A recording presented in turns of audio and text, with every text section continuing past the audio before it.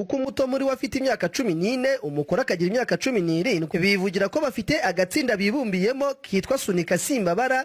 Babweke izina Sunika nuko batubonyeho gusambana cyane, ubwo nabwo bwarishwa mangakije bubona burazamutse buravuga ati reka tujye muri Sunika.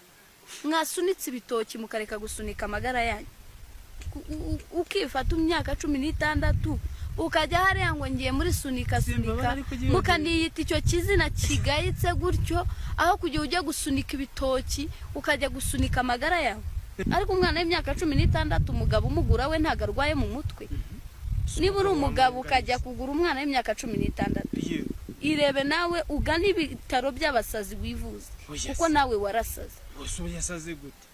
Ni nk'aba mbona birirwa bahenye, nibi nyine bari kwigisha abana. Niki se babigisha? Ariko ubuyobozi bukurikirane kino kintu, bukurikirana abo bagabo batagira isoni.